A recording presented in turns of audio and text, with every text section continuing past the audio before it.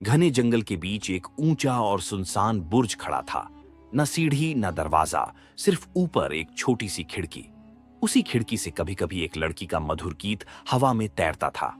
वह थी रापुंजेल, नरम मासूम आंखों वाली और इतने लंबे सुनहरे बाल कि जमीन तक लटक सकते थे। बचपन से ही उसे एक जादूगरनी ने यहां कैद कर रखा था। बाहर की दुनिया को उसने सिर्फ आसमान और पेड़ों के पार से देखा था। हर दिन जादूगरनी खिड़की के नीचे आकर कहती, रापुना जेल अपने बाल नीचे करो, और रापुना जेल चुपचाप अपने बाल खिड़की से लटका देती, जिनके सहारे जादूगरनी ऊपर चढ़ जाती। एक दोपहर दूर जंगल में घूमता हुआ एक राजकुमार उस गीत को सुनने रुक गया। आवाज में कुछ ऐसा था कि वह अनायास पेड़ों के पीछे छिपकर देखने लगा। उसने देखा जादूगरनी कैसे बालों के सहारे ऊपर चढ़ती है। अगले दिन सूरज ढलते समय राजकुमार उसी जगह पहुंचा। खिड़की की ओर देखते हुए उसने धीमे स्वर में कहा, रापून जेल अपने बाल नीचे करो। रापून जेल को यह आवाज जानी पहचानी नहीं लगी, पर उसने झकते हुए बाल नीचे कर दिए। बालों का स्पर्श नरम और गर्म था, और अगले ही पल एक अजनबी चेहरा उसके सामने था। कांधे पर तलवार, पर आंखों में डर नहीं बल्कि जिज्ञासा और अपनापन। वह कुछ कदम पीछे हटी। आप कौन हैं? राजकुमार ने हल्की मुस्कान के साथ कहा, मैं तुम्हारा गीत सुना और यहां तक चला आया। मैं तुम्हें नुकसान नहीं पहुंचाऊंगा।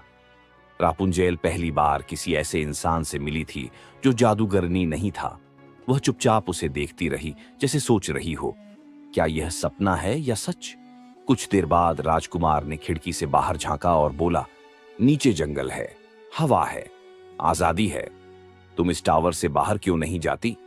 राजकुमार ने सिर झुका लिया, क्योंकि मेरे पास सिर्फ यही जगह है, और जादूगरनी कहती है बाहर मेरे लिए खतरा है। राजकुमार की आंखों में हल्की बेचैनी आ गई। वह धीरे से बोला, खतरा तो अकेले रहने में भी है, बस फर्क यह है कि यहां तुम्हारे पास कोई नहीं। रापुंजेल ने पहली बार हल्की मुस्कान दी। उस दिन उन्होंने बहुत देर तक बातें की, बचपन, सपनों और बाहर की दुनिया के बारे में। अगले कुछ दिन राजकुमार रोज शाम ढलते ही टॉवर के नीचे आ जाता। रापुना जेल खिड़की पर इंतजार करती, उसके बाल नीचे करती और वे घंटों बातें करते। जादूगरनी को जरा भी अंदाजा नहीं था कि उसकी कैदी अब अकेली नहीं रही। एक दिन जब आसमान में हल्की बारिश की गंध थी, राजकुमार ने धीरे से कहा, रापुंजेल, अगर मैं तुम्हें यहां से बाहर ले जाऊं, क्या तुम चलोगी? रापुंजेल ने खामोश होकर उसकी आंखों में देखा। उसकी नजर में डर और उम्मीद दोनों थे। लेकिन टॉवर में कोई दरवाजा नहीं, हम नीचे कैसे उतरेंगे? राजकुमार ने मुस्कुराते हुए एक थैली खोली, जिसमें रेशम की मजबूत डोरियां थी। हर दिन मैं तुम्हारे लिए कुछ ना कुछ लाऊंगा, कपड़े, रस्सी, खाना। धीरे धीरे हम एक लंबी रस्सी रस्सी बना लेंगे। रापुंजेल ने थैली अपने हाथों में ली। उसकी उंगलियां हल्के से कांपी, जैसे इतने सालों बाद पहली बार किसी योजना की धड़कन महसूस हुई हो। उस रात उसने खिड़की से बाहर चांद को देखा और खुद से कहा, शायद मेरा समय आ गया है। अगले कई हफ्तों तक वे दोनों चुपके चुपके रस्सी बुनते रहे। दिन में रापुना जेल जादूगरनी के लिए गाती, बातें करती ताकि कोई शक ना हो। रात में खिड़की के पास बैठकर वह राजकुमार से बाहर की दुनिया के बारे में सुनती। नदियां, आम, किले और वह रास्ते जो उसने कभी देखे ही नहीं। एक शाम हवा में पछड़ की ठंडक घुली थी। राजकुमार ने नीचे से इशारा किया, बस कुछ दिन और फिर तुम इस टावर से बाहर होगी। रापुन जेल ने नीचे झुककर फुसफुसाया, मुझे डर लग रहा है, लेकिन मैं तैयार हूं।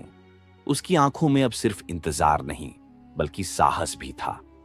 अगली सुबह रापुना नज़ल जब जादूगरनी के लिए पानी भर रही थी, उसने महसूस किया कि उसकी नजर आज कुछ ज्यादा टटोल रही है।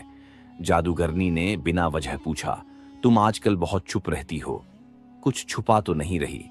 रापुंजेल ने तुरंत नजर झुका ली, नहीं मां, बस गाने की प्रैक्टिस कर रही थी। जादूगरनी ने उसकी आंखों में झांका, जैसे वहां कोई राज ढूंढ रही हो, फिर धीमे से मुस्कुराई, अच्छा है, वैसे मैं अब कुछ दिनों के लिए दूर जा रही हूं। इस दौरान कोई यहां नहीं आएगा, समझी? रापुंजेल ने सिर हिला दिया, पर अंदर ही अंदर घबराहट बढ़ गई। अगर जादूगरनी ने कहीं नीचे छुपकर पहरा देने का सोचा, तो शाम को जब राजकुमार आया, रापुंजेल ने उसे सब बताया। राजकुमार कुछ देर चुप रहा, फिर बोला, इसका मतलब है हमें योजना तेज करनी होगी। कल रात ही कोशिश करेंगे। रापुंजेल ने होंठ काट ली। कल लेकिन रस्सी पूरी नहीं हुई। राजकुमार ने उसकी हथेली थाम ली। अगर देर हुई तो शायद मौका ना मिले। मैं नीचे इंतजार करूंगा और अगर तुम आ सको तो हम निकल पड़ेंगे। रात भर रांझल सो नहीं पाई। वह खिड़की के पास बैठी हवा की आवाज सुनती रही, जैसे हर झोंका उसे बाहर की दुनिया की याद दिला रहा हो। नीचे अंधेरे में राजकुमार चुपचाप टॉवर की दीवार के पास बैठा उसकी तरफ देख रहा था। लेकिन उन्हें यह अंदाजा नहीं था कि जादूगरनी ने दूर से सब देख लिया है। वह पेड़ों की परछाइयों में छुपी उनकी हर हरकत पर नजर रख रही थी। उसके चेहरे पर कोई गुस्सा नहीं, बल्कि एक ठंडी मुस्कान थी, जैसे वह पहले से जानती हो कि खेल उसके हाथ में है। रात गहराती गई। चांद बादलों में छुपा और टॉवर के आसपास अजीब सी खामोशी फैल गई। रापुंजेल ने अपने बाल खिड़की से नीचे लटकाए, पर नीचे से एक अजीब सी आवाज आई। वह राजकुमार की नहीं थी। रापुंजेल के दिल की धड़कन तेज हो गई। उसने नीचे झुक कर देखा। चांद की धुंधली रोशनी में जादूगरनी का चेहरा चमक रहा था। वो वही ठंडी मुस्कान थी जो रापुंजेल ने दिन में देखी थी। अरे मेरी प्यारी बच्ची, जादूगरनी ने व्यंग से कहा, लगता है तुम्हें यहां ऊब होने लगी है और कोई नया साथी मिल गया है। रापुंजेल पीछे हट गई। आप यहां कैसे? जादूगरनी ने उसके बाल कसकर खींचे और ऊपर चढ़ गई। उसकी पकड़ इतनी सख्त थी कि रापुंजेल के माथे पर पसीना आ गया। तुम सोचती हो मैं कुछ नहीं जानती, उसने फुसफुसाकर कहा। जिसे तुम अपना राजदार समझ रही हो, वो तुम्हें इस कैद से निकालने आया है और तुमने मुझे धोखा दिया। रापुंजेल ने आंखों में आंसू भरकर कहा, यह धोखा नहीं है, मैं बस आजाद होना चाहती हूं। जादूगरनी की आंखों में एक पल के लिए सख्ती ढीली पड़ी, लेकिन तुरंत उसका चेहरा फिर सख्त हो गया। आजादी, तुम्हें पता है, बाहर की दुनिया तुम्हें निगल जाएगी। मैं ही तुम्हारी रक्षा कर रही हूं। नीचे राजकुमार ने आवाज सुनी और खिड़की की तरफ दौड़ा। रापुंजेल, क्या हुआ? पर जादूगरनी ने तेज आवाज में कहा, अरे राजकुमार महाशय, अब आपकी बारी है। उसने रापुंजेल के बाल झटक कर नीचे फेंक दिए और जब राजकुमार ने उन्हें पकड़ा, जादूगरनी बिजली सी फुर्ती से नीचे उतरी। अचानक उसने अपनी जादुई छड़ी घुमाई। जंगल में हवा चीखने लगी। पेड़ झुक गए और राजकुमार की आंखों के सामने अंधेरा छा गया। वह जमीन पर गिर पड़ा, अपनी आंखें मलता हुआ, लेकिन उसे सिर्फ सन्नाटा और रापुंजेल की दूर जाती चीख सुनाई दी। ऊपर रापुंजेल खिड़की के पास खड़ी थी। उसके होंठ कांप रहे थे। उसे मत चोट पहुंचाओ। पर जादूगरनी ने ठंडे स्वर में कहा, तुम्हारे लिए अब कोई नहीं आएगा।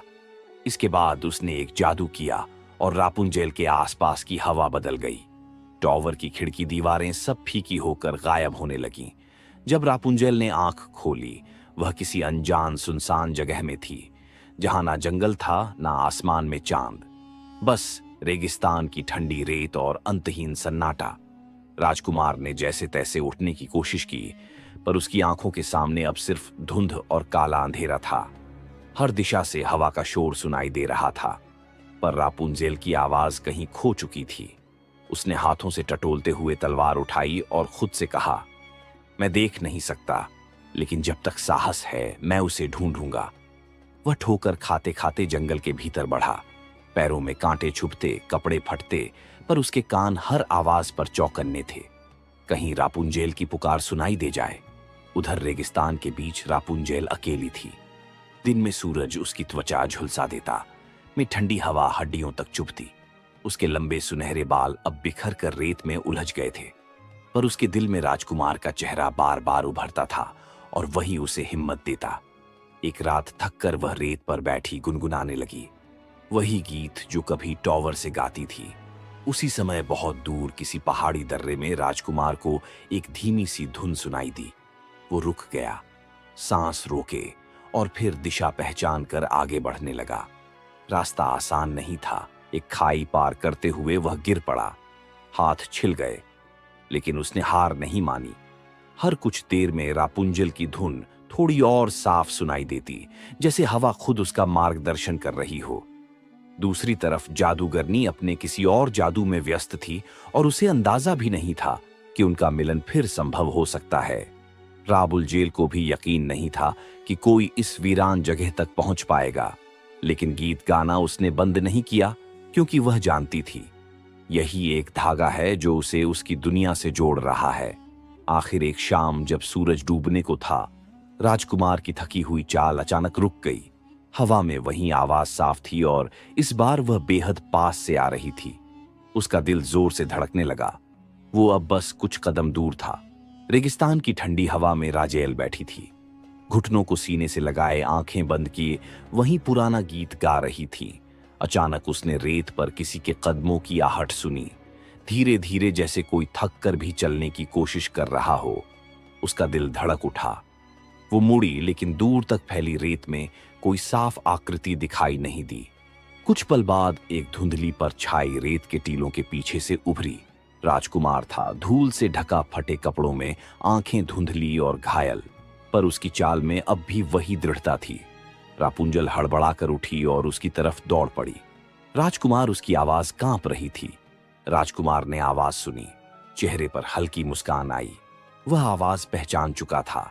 यही वह थी जिसने अंधेपन के बीच उसे रास्ता दिखाया। उसने हाथ आगे बढ़ाया और अगले ही पल रापुंजेल उसके सीने से लग गई। कुछ देर तक वे दोनों कुछ नहीं बोले, बस रापुंजेल की सिसकियां और राजकुमार की थकी हुई सांसें ही सुनाई दे रही थीं। फिर उसने फुसफुसाकर कहा, मैंने कहा था जब तक सांस है मैं तुम्हें ढूंढूंगा। रापुंजेल ने उसका चेहरा अपने हाथों में लिया और उसकी बंद आंखों पर होंठ रख दिए। उसी पल जैसे किसी अदृश्य बंधन का जादू टूट गया हो। राजकुमार की पलकें कांपी और रोशनी लौट आई। उसने पहली बार उसे साफ देखा। रेगिस्तान की धूप में उसके सुनहरे बाल जैसे सूरज की लहरों से जगमगा रहे थे, लेकिन खुशी के इस पल में भी उनके चारों ओर की वीरानी याद दिला रही थी कि खतरा खत्म नहीं हुआ है। दूर क्षितिज पर रेत का तूफान उठ रहा था और उसके भीतर काले साए लहराते दिख रहे थे, मानो जादूगरनी को उनके मिलन की खबर मिल चुकी हो। राजकुमार ने राण नजिल का हाथ मजबूती से थामा। हमें यहां से निकलना होगा अभी, रापुंजेल ने बिना सवाल किए सिर हिला दिया। दोनों ने उस दिशा में चलना शुरू किया जहां सूरज डूब रहा था, क्योंकि वे जानते थे रात होने से पहले उन्हें किसी सुरक्षित जगह तक पहुंचना होगा। रेगिस्तान की हवा अचानक बदल गई। सूरज का सुनहरा रंग फीका पड़ने लगा और क्षितिज पर उठता रेत का तूफान हर पल और नजदीक आ रहा था। उसके भीतर काले काले साए ऐसे घूम रहे थे जैसे उनमें कोई जान हो, और रापुंज जल्द समझ गई, ये सिर्फ तूफान नहीं, जादूगरनी का जादू है। राजकुमार ने उसका हाथ और कसकर थामा। पीछे मत देखना, बस मेरे साथ दौड़ो। वे दोनों रेत पर दौड़ने लगे, लेकिन हर कदम जैसे किसी अदृश्य ताकत से भारी हो रहा था। हवा इतनी तेज थी कि आंखें खोलना मुश्किल और रेत चेहरे को चीरती जा रही थी। फिर भी राजकुमार ने अपनी तलवार को कमर से खींचकर पीठ पर लटका लिया, ताकि अगर कुछ सामने आए तो वह तुरंत वार कर सके। पीछे तूफान के बीच से एक आवाज गूंजी, तुम भाग नहीं सकते। वो जादूगरनी की आवाज थी जिसमें गुस्से और तिरस्कार का मिला-जुला रंग था। कुछ ही पलों बाद काले धुएं जैसा एक आकार तूफान से बाहर निकला और तेजी से उनकी तरफ बढ़ने लगा। रापुंजेल ने अपने लंबे बालों को एक झटके में आगे खींचा और हवा में घुमाया। अचानक बालों से एक हल्की सुनहरी चमक फूटी, जिसने कुछ पल के लिए धुएं को पीछे धकेल दिया। राजकुमार ने हैरानी से उसकी तरफ देखा। ये तुम्हारे बाल, रापुंजेल ने सांस संभालते हुए कहा। जादूगरनी ने कहा था इनमें शक्ति है। आज पहली बार मैं इसे महसूस कर रही हूं, लेकिन ताकत टिकाऊ नहीं थी। कुछ ही देर में धुआं फिर लहराने लगा और जादूगरनी की आकृति साफ दिखने लगी। उसका चेहरा अब गुस्से से विकृत हो चुका था और हाथ में चमकती हुई छड़ी थी। राजकुमार ने तलवार खींची। अगर हमें रुकना पड़ा तो मैं तुम्हें बचाने के लिए आखिरी सांस तक लड़ूंगा। रापुंजेल ने उसका हाथ पकड़कर कहा, हम लड़ेंगे साथ में। वे दोनों एक चट्टानी दर्रे की ओर भागे। उम्मीद थी कि वहां कुछ पनाह मिलेगी। तूफान और नजदीक था। हवा में जादूगरनी की हंसी गूंज रही थी और हर लहर के साथ रेत उनके पैरों को खींचने लगती थी, मानो रेगिस्तान खुद उन्हें रोकना चाहता हो। तेज हवाओं को चीरते हुए रापुंजल और राजकुमार आखिरकार उस चट्टानी दर्रे तक पहुंचे। दोनों थक कर हाँफ रहे थे, लेकिन यहाँ की ऊंची ऊंची दीवारें उन्हें कुछ राहत दे रही थीं। रेत का तूफान अब दर्रे के मुहाने पर टकरा रहा था और उसके भीतर से जादूगरनी का साया और भी साफ नजर आने लगा। राजकुमार ने दीवार के सहारे खड़े होकर तलवार पर हाथ जमाया। रापू नजल ने अपने लंबे बालों को पीछे से पकड़कर कसकर लपेट लिया, मानो उन्हें हथियार की तरह इस्तेमाल करने के लिए तैयार हो। कुछ ही पलों बाद जादूगरनी दर्रे के भीतर दाखिल हुई। उसकी आंखें लाल चमक रही थीं और हाथ में पकड़ी छड़ी से चिंगारियां निकल रही थीं। तुम्हें लगा तुम मुझसे भाग जाओगे? उसने गुर्राते हुए कहा। उसकी आवाज दर्रे की दीवारों से टकराकर कई गुना डरावनी हो गई। राजकुमार आगे बढ़ा। उसे छोड़ दो, वह अब तुम्हारी कैदी नहीं है। जादूगरनी ने ठंडी हंसी हंसी। वह मेरी है, मैंने इसे पाला, इसे जादू दिया और अब यह मेरा आदेश तोड़ेगी। राणा जेल ने सीधा उसकी आंखों में देखा। तुमने मुझे पाला नहीं, तुमने मुझे कैद किया। जो जादू तुमने दिया वह अब तुम्हारे खिलाफ इस्तेमाल होगा। यह कहते ही उसने अपने बालों को हवा में घुमाया। एक तेज सुनहरी लहर जादूगरनी की ओर बढ़ी, लेकिन उसने अपनी छड़ी उठाकर उसे रोक लिया। दोनों ताकतें हवा में टकराई और एक चमकदार विस्फोट के साथ रेत और पत्थर चारों ओर बिखर गए। राजकुमार ने मौका देखकर तलवार से वार किया। जादूगरनी ने छड़ी से उसे रोक लिया, लेकिन इस बार वह थोड़ी पीछे हट गई। उसकी आंखों में पहली बार डर की हल्की झलक आई। शायद उसने महसूस किया कि यह दोनों अब उतने असहाय नहीं हैं जितना वह सोच रही थी। तुम दोनों, वह गुर्राई, मेरे जादू के सामने टिक नहीं पाओगे। फिर उसने छड़ी ऊंची उठाई और पूरा दर्रा अंधेरे में डूब गया। चारों तरफ सिर्फ गूंजती हुई हवा और चिंगारियों की चमक बची, और उसी अंधेरे में उसकी परछाई कई जगहों पर एक साथ नजर आने लगी, जैसे वह हर तरफ से हमला करने को तैयार हो। राजकुमार ने तलवार मजबूती से थामी। जो भी हो, हम पीछे नहीं हटेंगे। रापूर्ण जेल उसके बगल में खड़ी थी। बालों की सुनहरी आभा अंधेरे को चीरने लगी। क्या मैं अगले हिस्से में लिखूं, जहां अंधेरे के बीच निर्णायक टकराव शुरू होता है? दर्रे का अंधेरा गाढ़ा होता जा रहा था, जैसे आसमान ने खुद सूरज को निगल लिया हो। हवा में रेत के कण नहीं, बल्कि छोटे छोटे काले चमकते बिंदु तैर रहे थे, जादूगरनी के मंत्र का हिस्सा। हर बिंदु जैसे किसी की ताकत चूसने के लिए तैयार था। राजकुमार ने तलवार को सामने रखते हुए धीमे स्वर में कहा, रापुंजेल, जो भी हो, अपनी नजर मुझसे मत हटाना। रापुंजेल ने सिर हिलाया, पर उसकी आंखें जादूगरनी के फैलते साए पर टिकी रहीं। अचानक अंधेरे से 3 परछाइयां एक साथ उन पर झपटी। राजकुमार ने तलवार घुमाकर एक को चीर दिया, लेकिन दूसरे ने उसकी बांह पकड़ ली। रापूर्ण जेल ने अपने बालों की सुनहरी लट को चाबुक की तरह घुमाकर उस पर प्रहार किया, और वह साया छटक कर धुएं में बदल गया। जादूगरनी की असली आकृति दीवार पर छड़ी हुई थी, आंखें जलती हुई अंगारों जैसी। उसने अपनी छड़ी से एक लंबी काली लपट छोड़ी, जो सीधी रापुना जेल की ओर बढ़ी। राजकुमार ने बीच में आकर वार झेला। तलवार ने कुछ असर रोका, लेकिन उसका हाथ शून्य पड़ गया। तुम मुझसे क्यों लड़ रहे हो राजकुमार? जादूगरनी ने तिरस्कार से कहा। तुम्हें तो कुछ पाने का वादा भी मैंने नहीं किया, फिर भी अपनी जान गंवा रहे हो। राजकुमार ने गहरी सांस ली, क्योंकि मैं उसे खोना नहीं चाहता, और तुमसे ज्यादा मैं उसकी आजादी पर विश्वास करता हूं। राव नजल ने यह सुनते ही अपनी पूरी ताकत जुटा ली। उसके बालों की आभा और तेज हो गई, इतनी कि दर्रे का अंधेरा पल भर को पीछे हट गया। सुनहरी रोशनी सीधे जादूगरनी की तरफ बढ़ी, और उसके चेहरे पर पहली बार हैरानी नजर आई, लेकिन वह जल्दी संभल गई। उसने जमीन पर अपना डंडा पटका, और दर्रे की चट्टानों में दरारें फैलने लगीं। ऊपर से पत्थर गिरने लगे, मानो वह पूरी जगह को उनके ऊपर ढा देना चाहती हो। राजकुमार ने रापुंजेल का हाथ पकड़ा। अगर यह जगह गिरी तो हम दोनों। रापुंजेल ने उसकी बात काटी। नहीं, यह जगह नहीं गिरेगी। अगर हम पहले उसका जादू तोड़ दें। उसकी आंखों में अब डर नहीं, बल्कि साफ दृढ़ता थी, और जादूगरनी को यह देखकर पहली बार सचमुच खतरा महसूस हुआ। गिरते हुए पत्थरों और गूंजती हवाओं के बीच रापुंजेल और राजकुमार ने एक दूसरे की ओर देखा। उनकी आंखों में बिना बोले एक समझ थी। अगर उन्हें बचना है तो यह लड़ाई खत्म करनी ही होगी।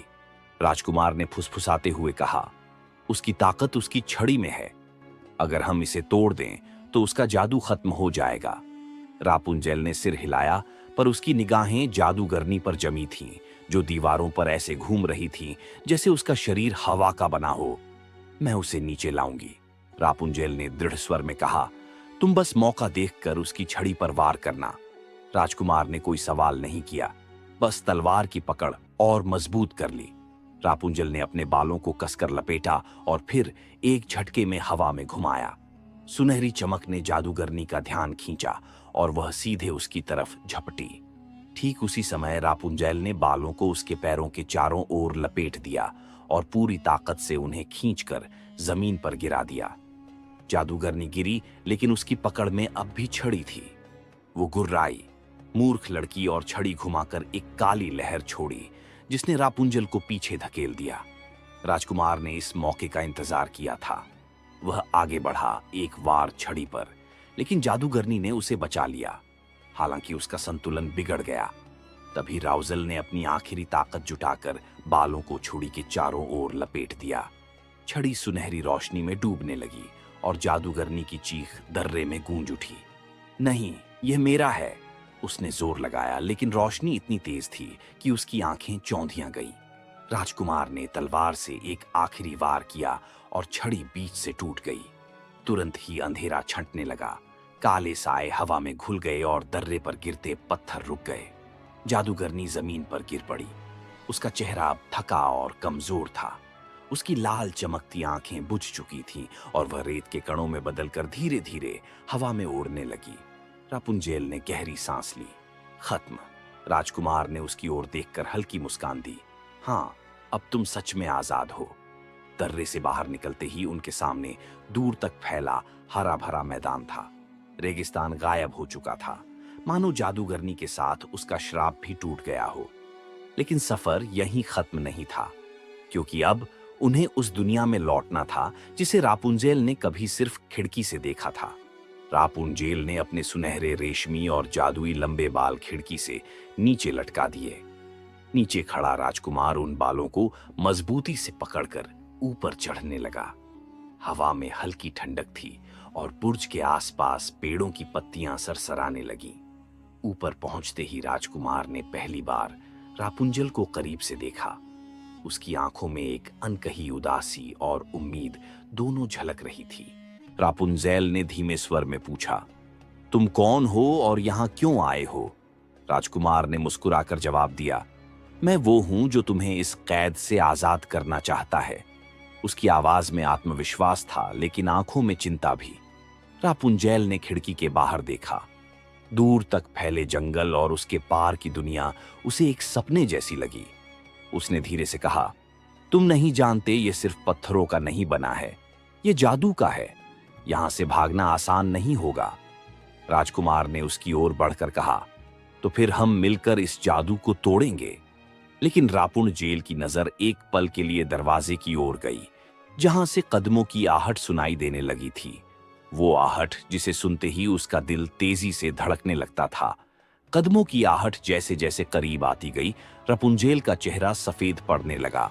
उसने जल्दी से राजकुमार का हाथ पकड़ा और उसे खिड़की की ओर खींचते हुए फुसफुसाई, जल्दी नीचे उतर जाओ, अगर वह आ गई तो सब खत्म हो जाएगा। राजकुमार ने उसकी आंखों में देखा, जैसे बिना कहे पूछ रहा हो, वो कौन? लेकिन समय कम था।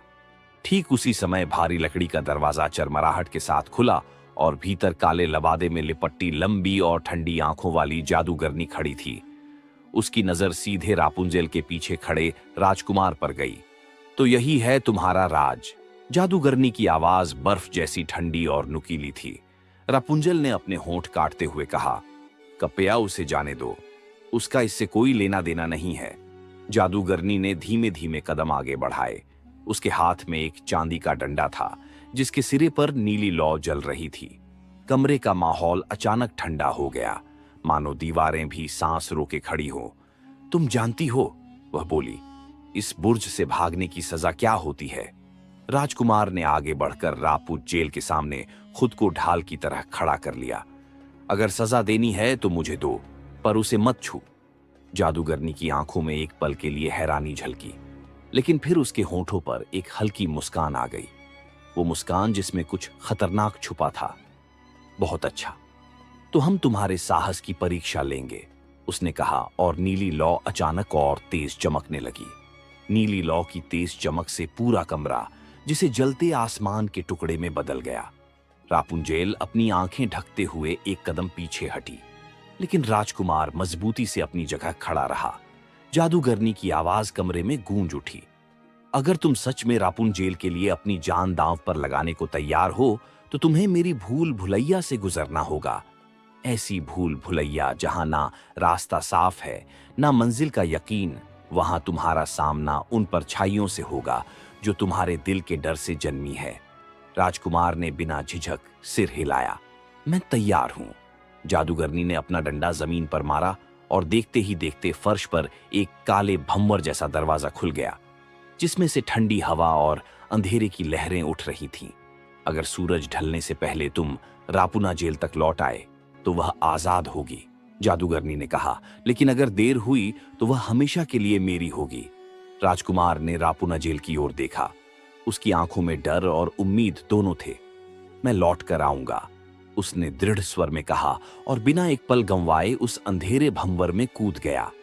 भंवर के भीतर उतरते ही उसे लगा जैसे वह अंतहीन गहराई में गिर रहा हो। फिर अचानक उसके पैरों के नीचे जमीन आ गई।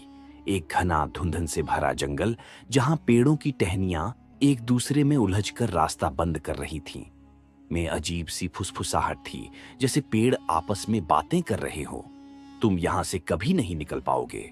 ये आवाज कहीं दूर से आई, लेकिन हर दिशा में गूंज रही थी। राजकुमार ने तलवार संभाली और आगे बढ़ा। उसके कदम धीमे लेकिन पक्के थे। हर ओर परछाइयां हिल रही थीं और अचानक एक काले भेदिए की आंखें धुंध में चमक उठीं। वह अकेला नहीं था, उसके पीछे कई और परछाइयां सरक रही थीं। भूल भुलैया की पहली परीक्षा शुरू हो चुकी थी। भूरे कोहरे से घिरे उस जंगल में राजकुमार ने अपनी तलवार की मूठ को कसकर पकड़ लिया। भेड़ियों की आंखें जैसे अंगारों की तरह चमक रही थीं। उनकी गुर्राहट हवा को चीर रही थी। पहला भेड़िया बिजली की तरह झपटा।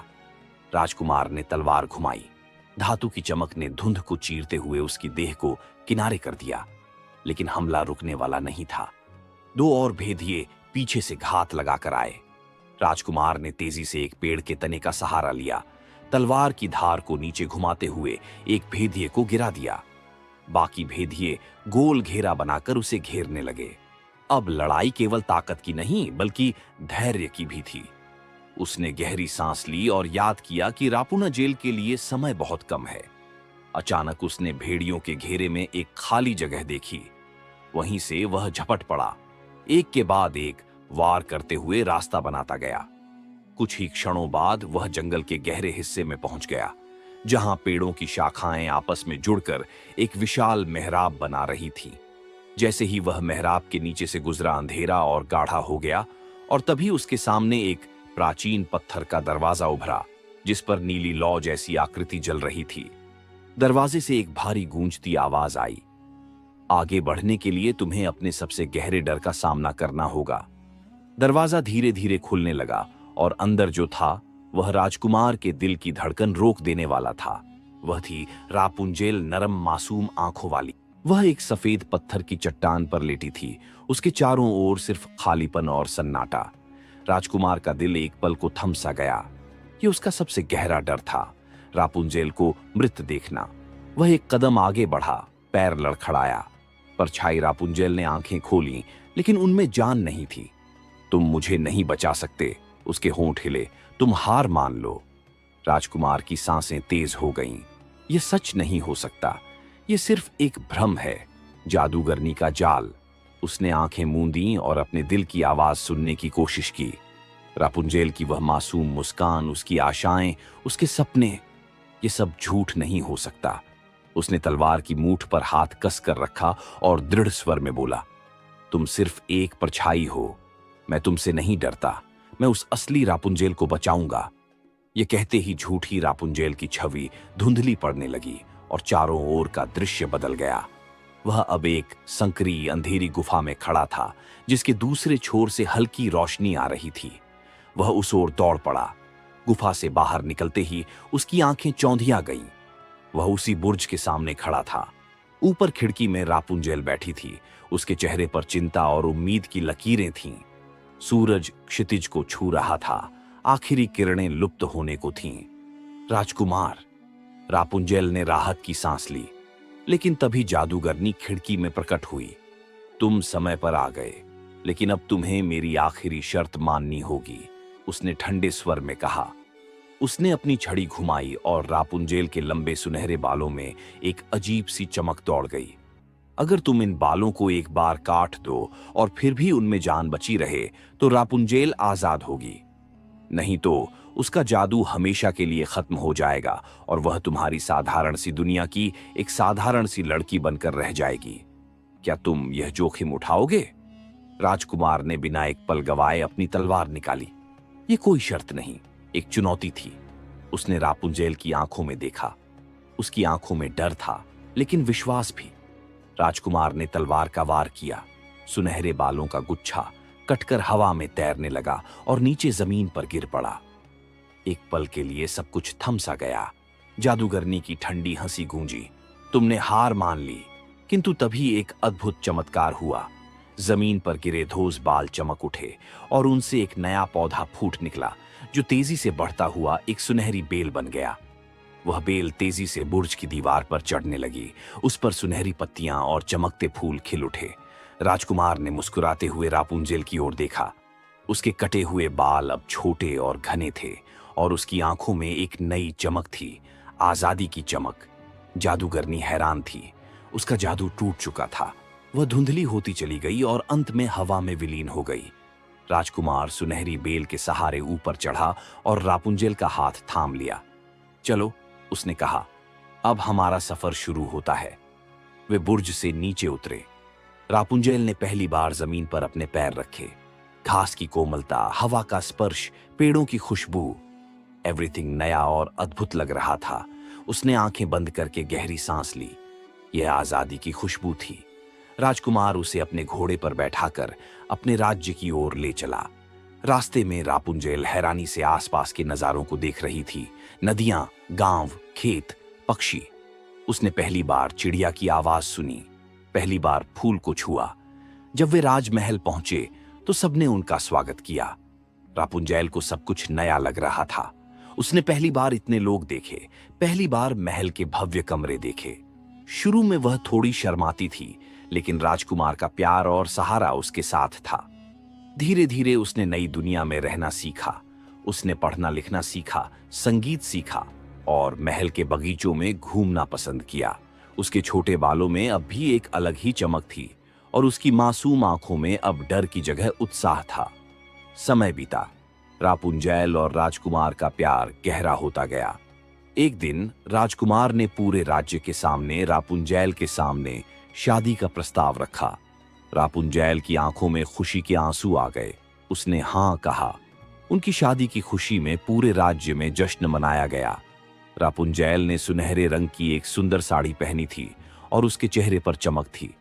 उस दिन वह सचमुच एक राजकुमारी थी। शादी के बाद रापुंजेल ने